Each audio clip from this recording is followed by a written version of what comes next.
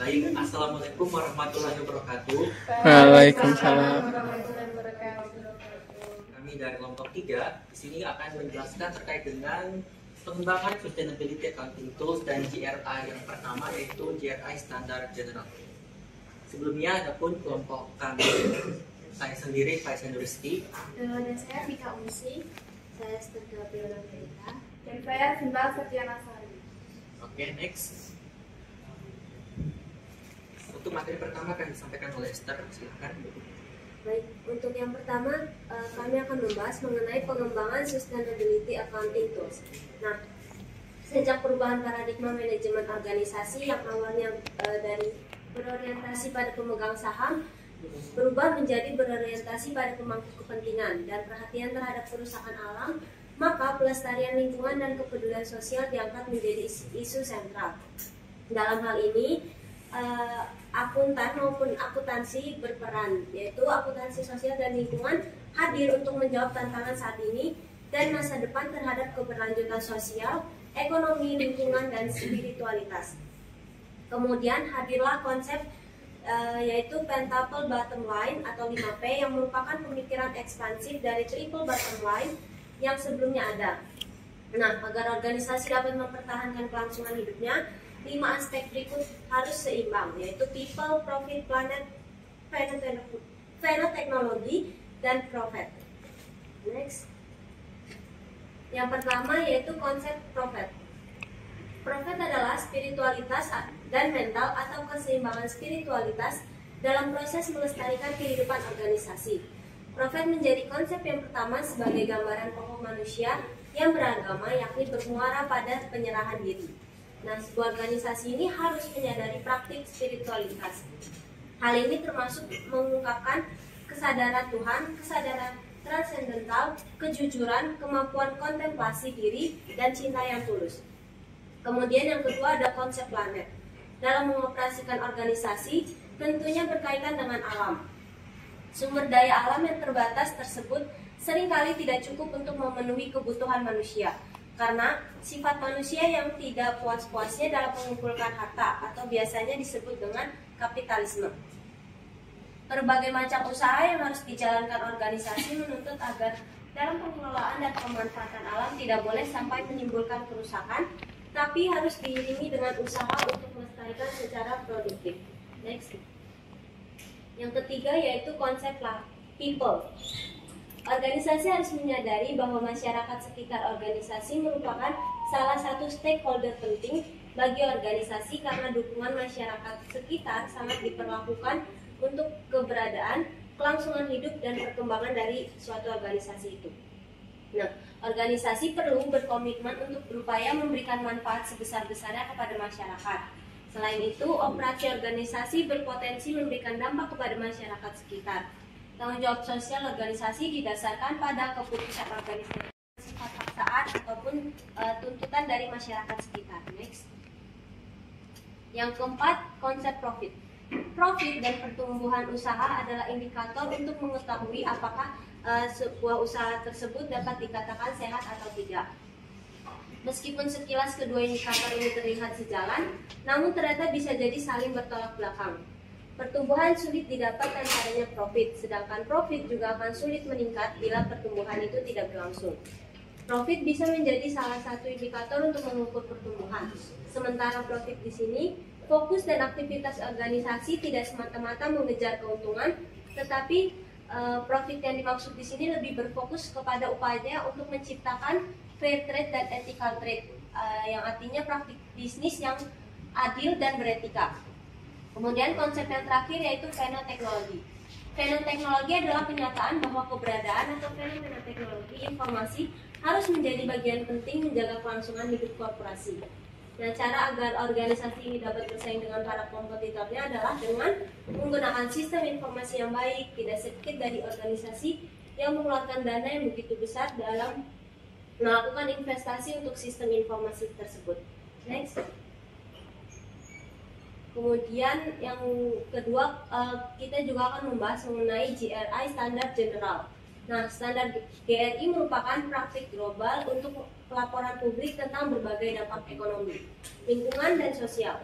Laporan keberlanjutan berdasarkan standar memberikan informasi tentang kontribusi positif atau negatif organisasi terhadap pembangunan berkelanjutan.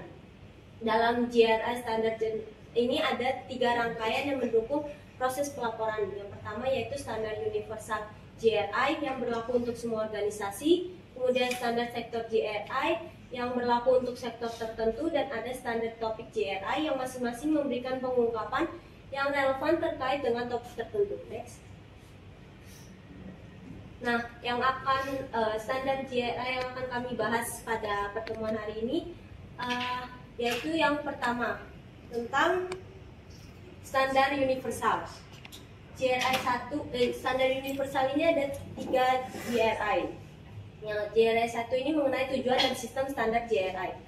Tujuan dari pelaporan keberlanjutan menggunakan standar pelaporan keberlanjutan GRI adalah untuk memastikan transparansi mengenai cara organisasi untuk berkontribusi atau berupaya untuk berkontribusi pada pembangunan keberlanjutan. Nah, sistem standar GRI universal ini ada 3 seperti yang saya sebutkan tadi. Yang pertama yaitu landasan 2021. GRI 1 memperkenalkan tujuan dan sistem standar GRI dan menjelaskan konsep dasar untuk pelaporan keberlanjutan.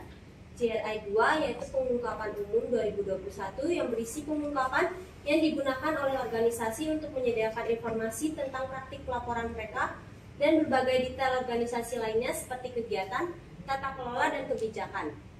Kemudian GRI 3 yaitu topik material 2021 menyediakan panduan secara bertahap tentang cara untuk menentukan topik material. Next. Konsep utama dari GRI 1 ini yang pertama adalah dampak. Dalam standar GRI, dampak berarti pengaruh yang dimiliki atau mungkin dimiliki oleh organisasi pada ekonomi, lingkungan, dan masyarakat, termasuk pengaruh pada hak asasi manusia sebagai akibat dari kegiatan atau hubungan bisnis organisasi. Yang kedua yaitu topik material. Organisasi dapat mengidentifikasi dampak menggunakan standar GRI yang memprioritaskan pelaporan pada topik tersebut yang mencerminkan dampak organisasi yang paling signifikan terhadap ekonomi, lingkungan, dan masyarakat, termasuk dampak terhadap hak asasi manusia. Kemudian yang ketiga, uji tuntas. Dalam standar GRI ini, uji tuntas berarti proses yang dijalani organisasi dalam mengidentifikasi, mencegah, memitigasi, dan mempertanggungjawabkan cara organisasi menangani dampak negatif aktual dan potensial organisasi terhadap ekonomi, lingkungan, dan masyarakat, termasuk dampak terhadap hak asasi manusia mereka. Kemudian yang keempat dan terakhir yaitu pemangku kepentingan. Pemangku kepentingan adalah individu atau kelompok yang memiliki kepentingan yang terpengaruh atau dapat terpengaruh oleh kegiatan organisasi tersebut. Kategori umum pemangku kepentingan organisasi adalah mitra bisnis, organisasi masyarakat sipil, konsumen, pelanggan, karyawan, pemerintah, komunitas lokal, organisasi non-pemerintah, pemegang saham dan investor, pemasok, serikat kerja, dan kelompok rentan. Next. Pelaporan sesuai dengan standar GRI. Pelaporan sesuai dengan standar GRI memampukan organisasi untuk menyediakan gambaran komprehensif terkait dampak paling signifikan terhadap ekonomi, lingkungan, dan masyarakat, termasuk dampak terhadap hak asasi manusia, serta cara organisasi mengelola dampaknya. Ada beberapa persyaratan kesesuaian tentang pelaporan ini. Yang pertama yaitu menerapkan prinsip pelaporan. Yang kedua, melaporkan pengungkapan GRI 2. Yang ketiga, menentukan topik material. Yang keempat, melaporkan pengungkapan GRI 3. Yang kelima, melaporkan pengungkapan standar topik GRI untuk setiap topik material. Yang keenam, menyediakan alasan tidak mencantumkan untuk pengungkapan dan persyaratan yang tidak dapat dipatuhi oleh organisasi. Yang ketujuh, mempublikasikan indeks konten GRI. Yang kedelapan, menyediakan pernyataan penggunaan. Yang kesembilan, memberitahu GRI. Next. Prinsip pelaporan. Nah, prinsip pelaporan bersifat mendasar untuk mencapai pelaporan keberlanjutan berkualitas tinggi. Oleh karena itu, organisasi diwajibkan untuk menerapkan prinsip pelaporan agar dapat mengklaim bahwa mereka telah mempersiapkan informasi yang dilaporkan sesuai dengan standar GRI. Prinsip laporan memandu organisasi dalam memastikan kualitas dan penyajian yang tepat dari informasi yang dilaporkan. Informasi berkualitas tinggi memungkinkan pengguna informasi membuat penilaian dan pengambilan keputusan berdasarkan informasi tentang dampak organisasi dan kontribusi mereka pada pembangunan berkelanjutan. Setiap prinsip pelaporan ini terdiri dari akurasi, keseimbangan, kejelasan, keterbandingan, kelengkapan, konteks keberlanjutan, ketepatan waktu, keterverifikasian. Next, selanjutnya akan dibahas oleh rekan saya. Berikutnya yaitu GRI 2, yaitu pengungkapan umum atau General Disclosure. Jadi di GRI 2 ini ada beberapa pengungkapan yang nantinya jika suatu entitas atau perusahaan memilih untuk berpedoman pada GRI, maka mereka harus mengungkapkan hal-hal yang sudah diatur di dalam standar. Next. Adapun pengungkapan yang pertama yaitu pengungkapan 1 terkait dengan rincian organisasi yang berisikan bahwa organisasi itu harus melaporkan nama resmi mereka, jenis kepemilikan mereka, lokasi kantor, serta negara tempat mereka beroperasi. Kemudian di pengungkapan 2.2 yaitu entitas yang dimasukkan dalam pelaporan keberlanjutan organisasi, di mana organisasi harus mencantumkan semua entitas yang dimasukkan dalam pelaporan keberlanjutan. Dan jika organisasi mempunyai laporan dengan konsolidasi yang diaudit atau informasi yang tersedia di publik, maka harus disebutkan perbedaan antara daftar entitas yang dimasukkan dalam pelaporan mereka dengan daftar yang dimasukkan dalam pelaporan keberlanjutan ini. Dan jika organisasi terdiri dari beberapa entitas, maka harus menjelaskan pendekatan yang digunakan untuk menggabungkan informasi yang meliputi apakah pendekatan tersebut melibatkan penyesuaian informasi untuk kepentingan minoritas, bagaimana pendekatan mempertimbangkan keputusan finansial seperti manajemen dan akuisisi, serta apa dan bagaimana pendekatan tersebut berbeda di setiap ungkapan dalam standar ini dan di topik material. Kemudian di pengungkapan 2.3 terkait dengan periode, frekuensi, dan titik kontak pelaporan, di mana organisasi harus menyebutkan periode pelaporan dan frekuensi pelaporan keberlanjutan mereka, kemudian menyebutkan periode pelaporan untuk pelaporan finansial mereka. Jika tidak selaras dengan periode pelaporan finansial, maka mereka harus menjelaskan, kemudian melaporkan tanggal publikasi laporan atau informasi dilaporkan, serta menyebutkan narah hubung untuk menerima pertanyaan terkait laporan atau informasi yang ada di dalam laporan mereka. Di pengungkapan 2.4 terkait dengan penyajian kembali informasi, di mana organisasi harus melaporkan penyajian kembali informasi yang dibuat dari periode pelaporan sebelumnya dan menjelaskan alasan dilakukan penyajian tersebut serta implikasi dari penyajian kembali. Organisasi sebaiknya menyediakan penyajian kembali ketika ada revisi yang dilakukan terhadap pelaporan mereka yang terbaru untuk mengoreksi kesalahan atau ada perubahan metodologi ketika mereka menyusun pelaporan yang sedang berlangsung. Next. Berikutnya di pengungkapan 2.5 yaitu penjaminan eksternal. Jadi organisasi itu harus menjelaskan kebijakan dan praktik mereka untuk mencari penjaminan eksternal dari pelaporan yang sudah mereka buat, termasuk apa dan bagaimana badan tata kelola tertinggi atau eksekutif senior di entitas tersebut melaporkannya. Jika pelaporan keberlanjutan organisasi telah dijamin secara eksternal, maka perusahaan harus menyediakan tautan atau rujukan ke laporan penjaminan tersebut, kemudian menjelaskan apa yang dijamin, atas dasar apa, termasuk standar apa, bagaimana tingkat yang diperoleh, serta menjelaskan hubungan antara organisasi dengan penyedia penjamin untuk meningkatkan interdependensi antara pelapor dengan penjamin. Berikutnya yaitu terkait dengan aktivitas dan pekerja. Yakni terkait dengan pengungkapan 2.6 yaitu aktivitas, rantai nilai, dan hubungan bisnis lainnya, di mana organisasi harus melaporkan sektor tempat mereka aktif beroperasi, menjelaskan bagaimana chain value atau rantai nilai termasuk aktivitas, produk, layanan, organisasi, dan jenis pasar yang dilayani, serta rantai pasok organisasi, entitas hilir dan hulu dari organisasi, melaporkan hubungan bisnis yang relevan, serta menjelaskan perubahan signifikan jika sekiranya ada penjelasan lanjutan pada pengungkapan ini. Next. Masih di aktivitas dan pekerja, yaitu di pengungkapan 2.7, di mana terkait dengan tenaga kerja, organisasi itu harus melaporkan jumlah total tenaga kerja mereka serta rincian pekerja berdasarkan gender dan nilai kerja mereka. Kemudian melaporkan jumlah keseluruhan dari pekerja tetap, pekerja tidak tetap, pekerja dengan jam kerja tidak pasti, pekerja penuh waktu, serta pekerja paruh waktu berdasarkan pembagian gender dan wilayah seperti sebelumnya sebutkan, serta menjelaskan metodologi dan asumsi apa yang digunakan untuk menyusun data, termasuk apakah jumlahnya yang dilaporkan itu dalam hitungan per orang atau dengan purna waktu. Dan di bagian akhir periode pelaporan itu sebagai rata-rata di seluruh periode pelaporan atau menggunakan metode lainnya. serta juga harus melaporkan informasi kontekstual untuk memahami data yang disampaikan di pengungkapan ini. Next. Kemudian pengungkapan 2.8 terkait dengan pekerja yang bukan pekerja langsung. Jadi di pengungkapan ini diatur tentang bagaimana organisasi mengandalkan pekerja yang bukan pekerja langsung dibandingkan dengan pekerja langsung.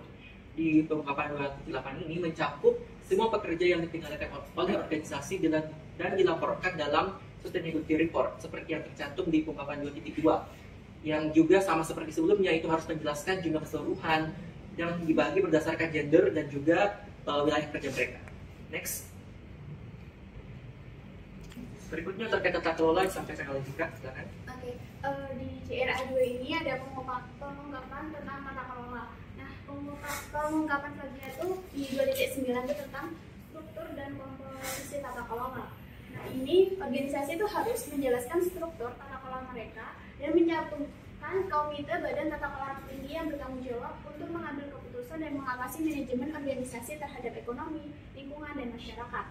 Nah, di sini juga menjelaskan komposisi badan tata kelola tertinggi dan komitenya berdasarkan yang pertama anggota eksekutif dan non eksekutif, kemudian independensi, kemudian masa jabatan anggota badan tata kelola, kemudian jumlah posisi dan komitmen signifikan lainnya, kemudian gender dan juga kelompok sosial yang kurang terwakili, kompetensi terkait dampak organisasi, dan yang terakhir perwakilan pemangku kepentingan.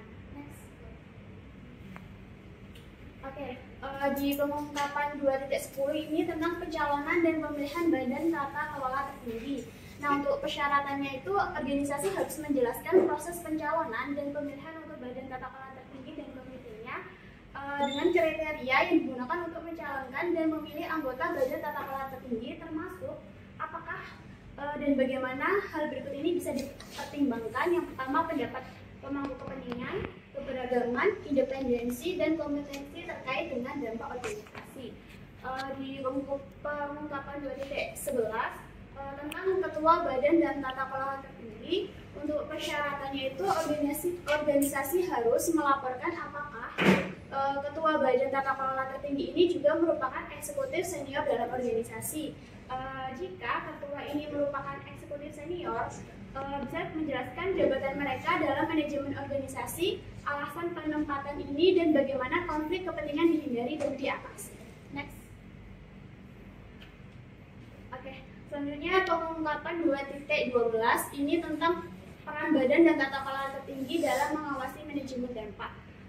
Syaratnya itu organisasi harus menjelaskan peran badan tata kelola tertinggi dan peran eksekutif senior dalam mengembangkan, menyetujui, memperbarui pernyataan tujuan, nilai, misi organisasi, strategi, kebijakan, dan sasaran lain yang terkait dengan pembangunan keberlanjutan, dan juga menjelaskan peran badan tata kelola tertinggi dalam mengawasi uji tuntas organisasi dan proses lain untuk mengidentifikasi dan mengelola dampak-dampak organisasi terhadap ekonomi, lingkungan, dan masyarakat, yang meliputi apakah bagaimana tata kelola tertinggi ini melibatkan pemangku kepentingan untuk mendukung proses ini, dan juga bagaimana badan tata kelola tertinggi mempertimbangkan hasil dari proses ini.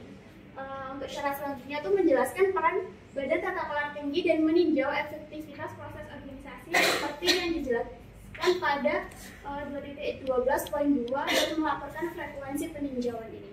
Next. Oke, selanjutnya 2.13 itu tentang delegasi tanggung jawab untuk mengelola dampak. Nah, syaratnya itu organisasi itu harus menjelaskan bagaimana badan tata kelola tertinggi ini mendelegasikan tanggung jawab untuk mengelola dampak-dampak organisasinya, dan juga menjelaskan proses dan frekuensi bagi eksekutif senior atau karyawan lain untuk melaporkan kembali kepada badan tata kelola tinggi dengan manajemen dampak organisasi. Untuk pengungkapan 2.14 tentang peran badan tata kelola tertinggi dan pelaporan keberlanjutan, syaratnya ini organisasi itu harus melaporkan apakah badan tata kelola tertinggi ini bertanggung jawab untuk meninjau dan menyetujui informasi yang dilaporkan dan menjelaskan proses untuk meninjau dan menyetujui informasi tersebut. Dan juga jika badan tata kelola tertinggi tidak bertanggung jawab untuk meninjau dan menyetujui informasi yang dilaporkan dan jelaskan alasan itu untuk hal itu. Pengungkapan pengungkapan 2.15 tentang konflik kepentingan. Dan syaratnya ini organisasi itu harus menjelaskan proses untuk badan tata kelola tinggi guna memastikan konflik kepentingan dihindari dan diminimalkan, dan juga melaporkan apakah konflik kepentingan diungkapkan kepada para pemangku kepentingan, termasuk minimal konflik kepentingan yang berkaitan dengan yang pertama keanggotaan lintas dewan, yang kedua kepemilikan saham lintas organisasi dengan pemasok dan para pemangku kepentingan lain, yang ketiga keberadaan pemegang dan saham pengendali, dan yang keempat pihak terkait hubungan transaksi dan saldo terutang mereka. Nah, untuk panduan 2.15.2 nomor 3 ini, organisasi itu sebaiknya menggunakan definisi tentang pemegang saham pengendali yang berlaku dalam pelaporan keuangan konsolidasi organisasi atau dokumen yang setara.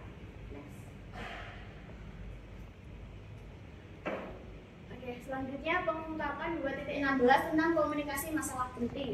Untuk syaratnya ini, organisasi harus menjelaskan apakah dan bagaimana masalah penting disampaikan kepada badan tata kelola tertinggi mereka, dan juga melaporkan juga keseluruhan dan karakteristik masalah penting yang disampaikan kepada badan tata kelola tertinggi selama periode pelaporan tersebut.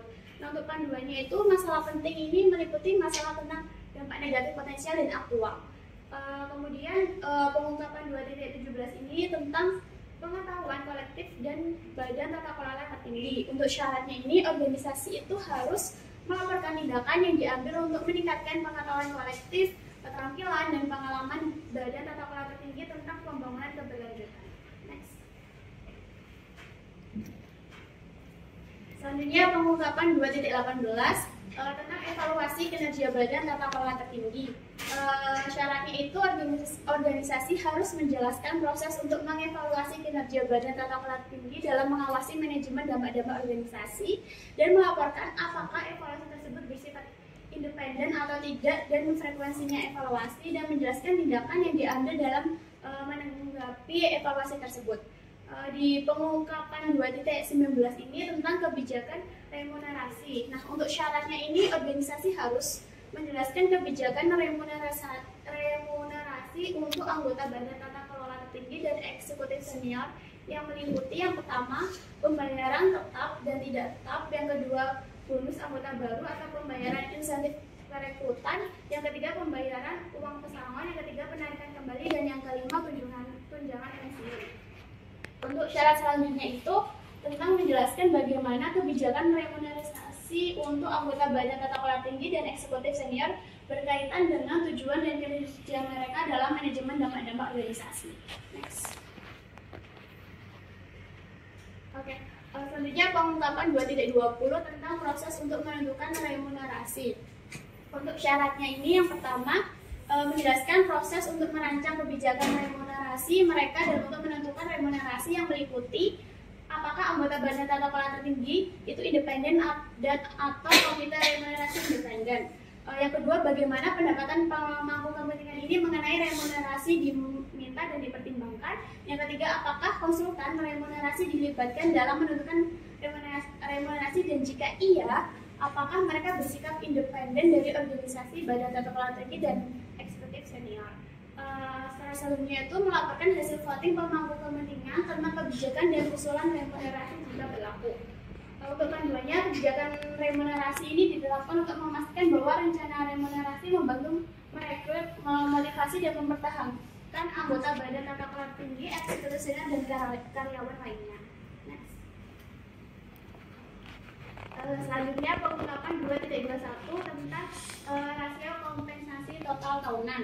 Syaratnya ini, organisasi itu harus melaporkan rasio kompensasi total tahunan bagi individu dengan bayaran tertinggi di organisasi terhadap median total kompensasi tahunan untuk semua karyawan. Selanjutnya melaporkan rasio kenaikan persentase dalam kompensasi total tahunan bagi individu dengan bayaran tertinggi di organisasi terhadap kenaikan persentase median total kompensasi tahunan untuk semua karyawan tersebut. Dan yang terakhir, melaporkan informasi kontekstual yang diperlakukan untuk memahami data dan cara menghimpun data tersebut. Next. Oke, selanjutnya akan dibacakan oleh penasihat. Baik, selanjutnya mengenai strategi kebijakan dan praktik. Hal ini diungkapkan dalam pengungkapan 2.2322 yang menyatakan tentang strategi pembangunan berkelanjutan.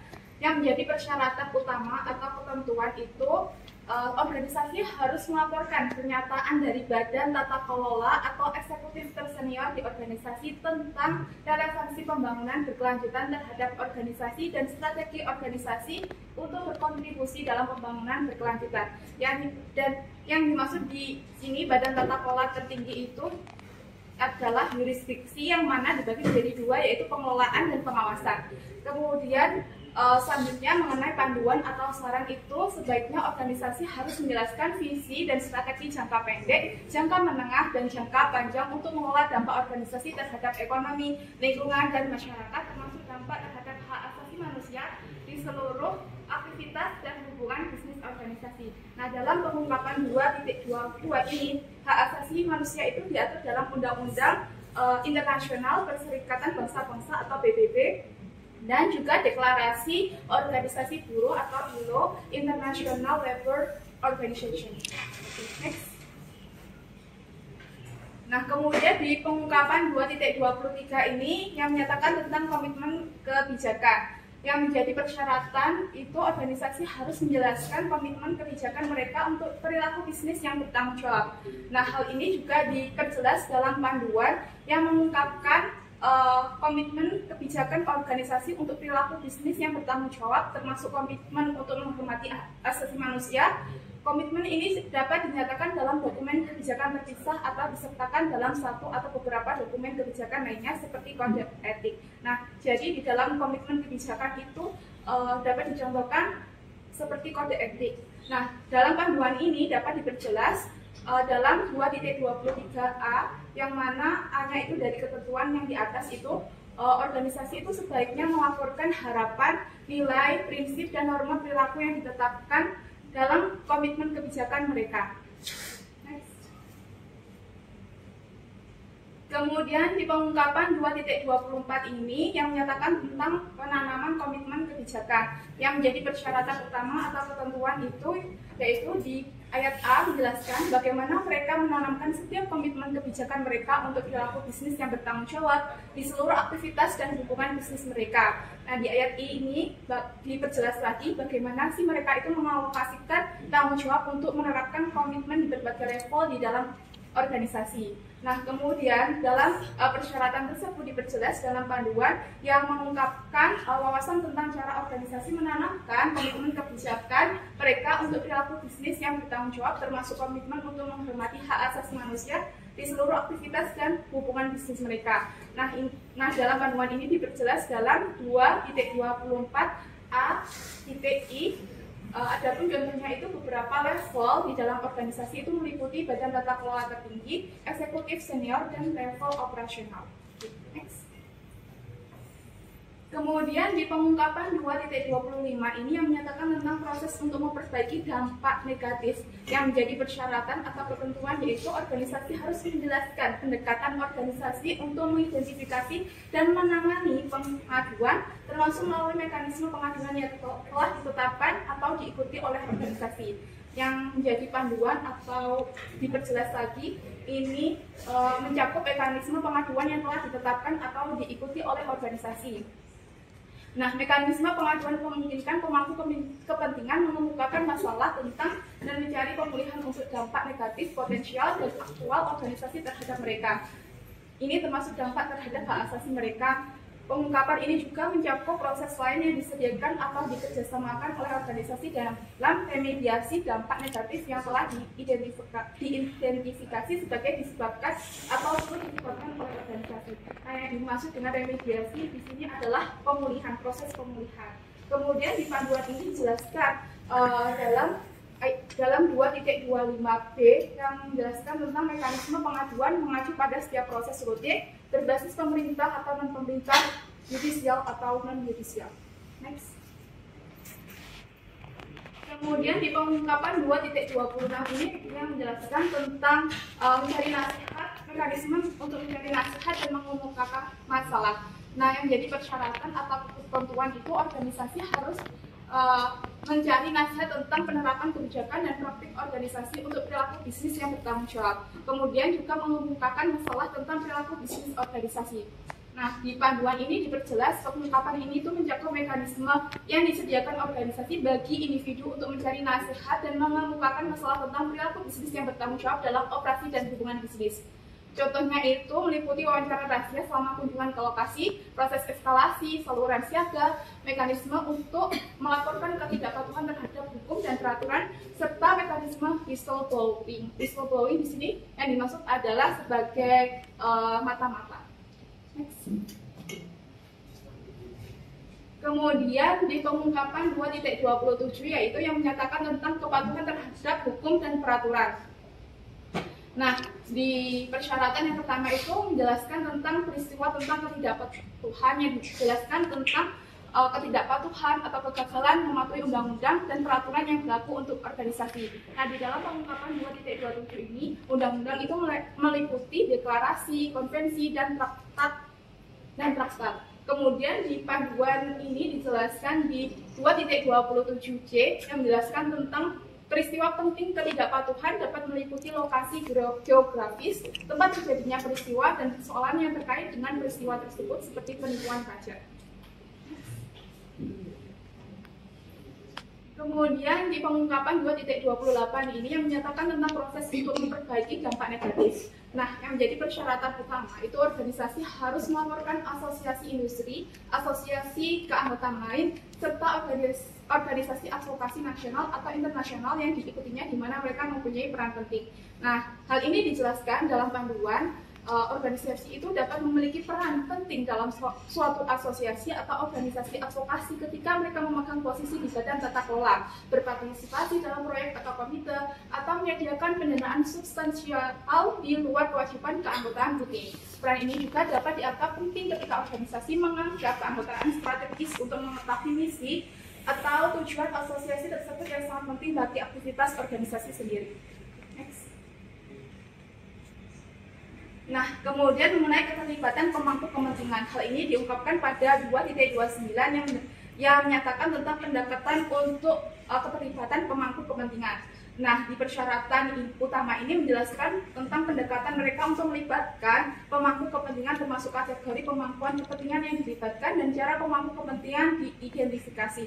Nah, hal ini diperjelas dalam ayat I yang menyatakan kategori pemangku kepentingan yang dilibatkan dan cara pemangku kepentingan diidentifikasi.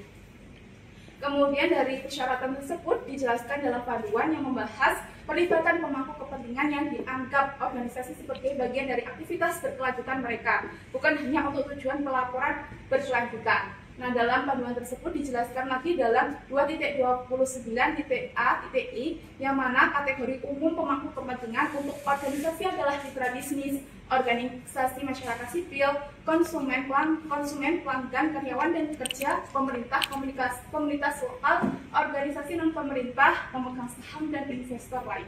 Next. Kemudian dalam pengungkapan 2.30 tentang perjanjian perundingan kolektif. Nah, di sini yang dimaksud dengan perundingan kolektif adalah kesepakatan antara pengusaha dan pemberi kerja dalam mengatur hak-hak dasar dan juga kompensasi para pekerja. Nah, yang menjadi persyaratan utama yaitu melaporkan persentase total karyawan yang dicakup oleh perjanjian perundingan kolektif. Kemudian bagi karyawan yang tidak dicakup oleh perjanjian perundingan kolektif, laporkan apakah organisasi menentukan syarat dan ketentuan ketenagakerjaan berdasarkan pada perjanjian perundingan kolektif yang mencakup karyawan lainnya atau berdasarkan pada perjanjian perundingan kolektif dari organisasi lain. Hal ini diperjelas dalam panduan yang mana perjanjian kolektif ini dapat dilakukan di tingkat organisasi, di tingkat lokasi tertentu, di tingkat industri, dan di tingkat nasional di negara tempat organisasi beroperasi. Perjanjian kolektif juga dapat mencakup kelompok kerja tertentu, misalnya pekerja yang melakukan aktivitas khusus atau bekerja di lokasi khusus. Nah, di 2.30A yang mana hanya itu dari ketentuan itu menjelaskan organisasi itu diwajibkan untuk melaporkan persentase karyawan mereka yang syarat dan ketentuan ketenagakerjaannya itu diatur oleh satu atau beberapa perjanjian perundingan kolektif. Nah, untuk menghitung dari persentase karyawan itu caranya adalah jumlah karyawan yang dicakup oleh perjanjian perundingan kolektif itu dibagi dengan jumlah total karyawan yang dilaporkan dikali 100%. Selanjutnya akan dilanjutkan oleh rekan saya, Faiz. Next. Yang terakhir yakni GRI 3 terkait dengan topik material. Apa itu topik material? Topik material merupakan topik-topik yang entitas atau perusahaan anggap relevan atau memberikan keyakinan tertinggi untuk dibahas di dalam pengungkapan di pelaporan keberlanjutan mereka. Topik material ini terkait dengan apa saja yang sesuai dengan sektor dan operasional mereka untuk dilaporkan terkait dampak dan kebijakan yang mereka ambil terkait dengan keberlanjutan dari organisasi tersebut. Next. Adapun di GRI 3 ini itu menjelaskan terkait beberapa proses untuk menentukan topik material yang akan diangkat dalam pelaporan. Ada beberapa step. Yang pertama, step untuk mengidentifikasi dan menilai dampak secara berkesinambungan. Yang pertama harus memahami konteks organisasi seperti bagaimana organisasi bekerja, sektor apa, produk apa, layanan seperti apa, dan di mana. Kemudian yang kedua, identifikasi dampak aktual dan potensial. Dampak aktual itu apa? Dampak aktual itu adalah dampak yang sudah terjadi atau dampak yang terjadi karena operasional perusahaan. Sementara dampak potensial adalah dampak yang diperkirakan akan terjadi di masa depan karena akibat dari suatu rencana atau kegiatan operasional yang akan dilakukan di masa mendatang oleh organisasi. Yang ketiga, menilai signifikansi dampak, yaitu mengukur sejauh mana dan sebesar apa dampak itu, baik aktual maupun potensial yang dihasilkan oleh perusahaan dapat mempengaruhi lingkungan sekitarnya, yaitu lingkungan sosial, ekonomi, dan masyarakat. Kemudian yang keempat yaitu memprioritaskan dampak paling signifikan untuk pelaporan. Jadi dari signifikansi dampak itu tidak semuanya dimasukkan, cuma hanya beberapa dampak-dampak saja yang dianggap berkontribusi paling besar terhadap signifikansi untuk pelaporan dan keberlanjutan serta pengaruhnya terhadap masyarakat sekitar. Nah, dari keempat step tersebut nanti akan dihasilkan list-list topik material yang nanti akan diungkapkan sesuai dengan standar yang sebelumnya sudah kami jelaskan. Next. Kemudian di GRI 3 ini juga ada beberapa pengungkapan. Yang pertama, pengungkapan 31, proses untuk menentukan topik material yang seperti sudah dijelaskan sebelumnya. Harus menjelaskan dan mengungkapkan bagaimana proses dan step-step langkah-langkah detail yang diambil oleh perusahaan untuk mengidentifikasi dampak aktual dan potensial dan topik material yang mereka angkat. Di ungkapan 3.2 itu daftar topik material yang sama seperti tadi contohnya, itu merupakan list hasil dari step-step yang didapatkan, di mana organisasi diwajibkan untuk mencantumkan topik material berdasarkan pengungkapan dalam indeks konten GRI. Next. Kemudian pengungkapan 3.3 yaitu manajemen topik material. Ini menjelaskan tentang dampak aktual dan potensial baik negatif dan positif terhadap kondisi ekonomi, lingkungan, dan masyarakat. Melaporkan apakah organisasi terlibat dengan dampak negatif melalui aktivitas operasional mereka. Menjelaskan tindakan yang diambil untuk mengelola topik tersebut, termasuk tindakan untuk mencegah, memitigasi, menangani, dan bekerja sama dalam pemulihan dari tindakan-tindakan tersebut. Melaporkan informasi yang terkait dengan pelacakan efektivitas tindakan, yakni proses yang digunakan untuk melacak, tujuan, target, dan indikator, kemudian efektivitas tindakan, serta pelajaran yang dipetik dan bagaimana pelajaran ini dapat dimasukkan dalam prosedur operasional organisasi. Yang terakhir, menjelaskan bagaimana keterlibatan stakeholder atau pemangku kepentingan dalam memberikan masukan pada tindakan yang diambil dan bagaimana keterlibatan tersebut dapat mempengaruhi dan memberikan informasi apakah tindakan tersebut efektif atau tidak. Next. Yang terakhir merupakan video, silakan ditonton terkait dengan GRI.